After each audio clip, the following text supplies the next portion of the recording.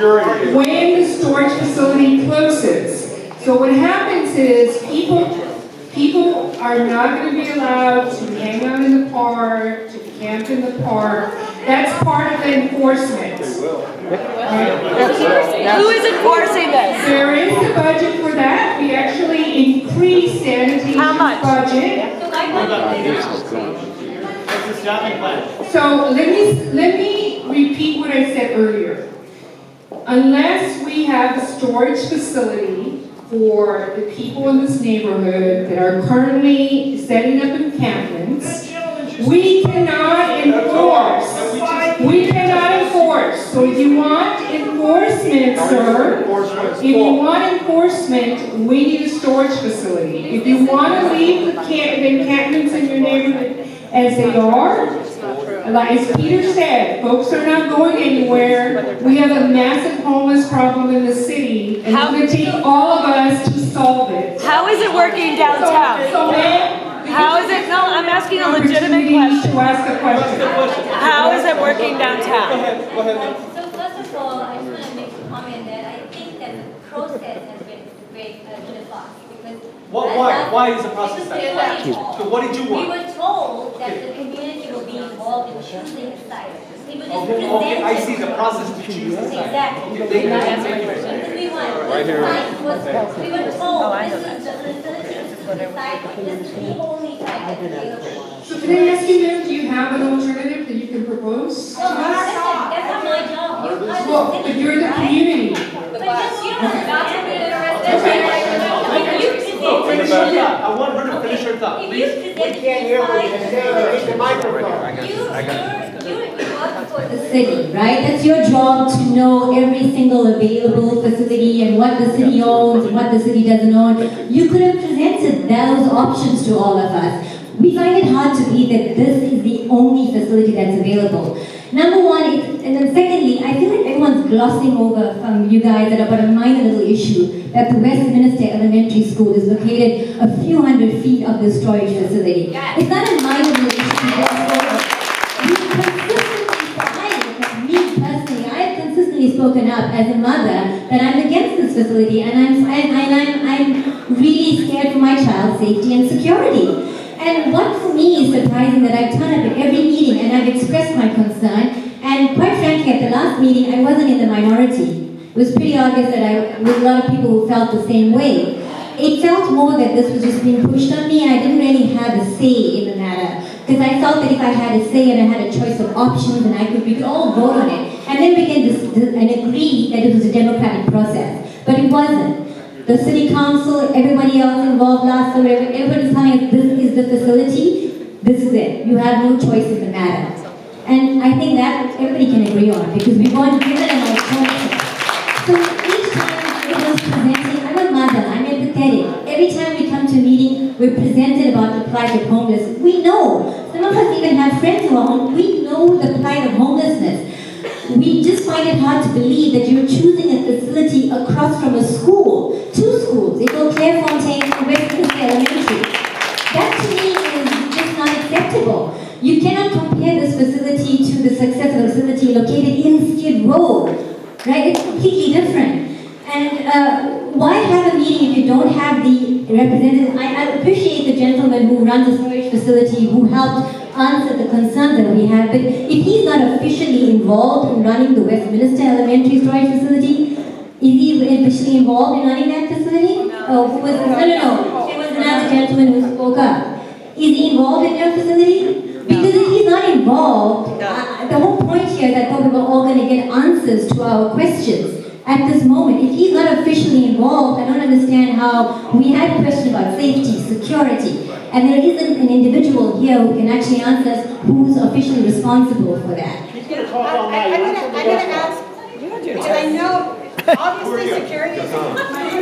Human Relations Commission. What I'm going to try to do... Who are you again? Patricia Senior with the Human Relations Commission. What does that do? What we're doing right now, trying to facilitate that. So you're with him? Yes, I'm with him. I asked all of you if we could take all the security questions first, so so that we can get those individuals who can answer them, come up here and answer the ones that they can. And if they can't, then we can write them down so that the next October meeting, they can come back with the answers to those questions that they don't have answers to. So if everybody can agree that, let's take all the security questions first, and then we'll take maybe the operations questions next, or what have you, so that way we can make sure that the same people stay up here as they're answering the questions, and we can roll these answers out as quickly as possible. May I answer a question since you're talking about security? And I'd like to answer. My family came here 111 years. I've been here a long time, and we have never ever had a child abducted, a child raped, or anything happen to any of the children here in the Venice area. So there, I worked with Michael at the store place. I had no problem at all with the homeless people. We did not have any problems at all. In fact, they needed a place and they were happy to have a place. Most people here, you got something that's valuable to you. And what? You have a place to put it, but they have no place. Homelessness is a crisis, and we need to do something about it. And you need to follow these rules that they gave to be respectful.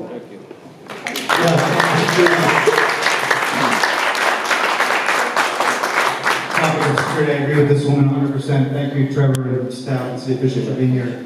I'm very troubled, and I think it's very telling that the LAUSD school police are here because they themselves have no idea what your plan is for the security and the risk assessment that maybe went on, maybe didn't go on in selecting this site. I think the paper trail that I've looked through had no mention of any analysis of risk, of the impacts and the safety and security concerns that obviously goes with putting a facility like this. Despite the worthwhile aspects of the cause that it goes forward to benefit our community, there's in my view, a massive downside that risks putting the future of this school and all the children in the neighborhood on a trajectory that is just not worth it for this site as a selected site for this process. So I really want you to understand with specifics and details, which obviously you would think has to go with this kind of selection. What was the really detailed risk analysis that went on for the selection of the site? I really want to understand that in detail. Do we have someone that can answer that today here?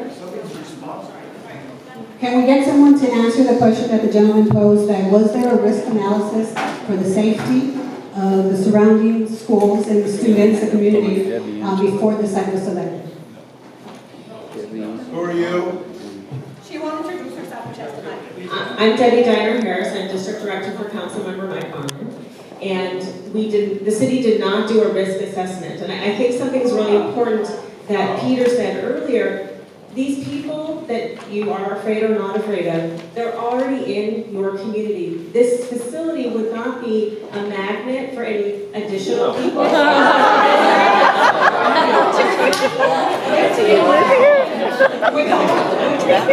So let the record show that there was no risk assessment, there was no detailed analysis of the impact from Mike Bonan's office. What was your name again? There was no analysis or impact study done on putting this facility here. That's absurd. It's absurd. Okay, we're going to go this way and then that way. It's this gentleman that's next with the people. Okay, we'll get you the mic. Hi, my name is Dee Dee Odette, and I'm very sad to be here now because you good people came here tonight to do a job.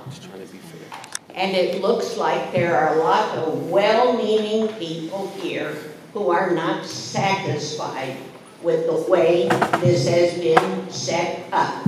So when I came in, I studied this on the seat. What do you want me to do? Okay. All right. And I find here there's no overall plan. There isn't. They talk about a CES, but that's tomorrow. No, it's here. Tomorrow. It doesn't do anything now. There is no overall planning. Where are the drawings for the buildings for the homeless?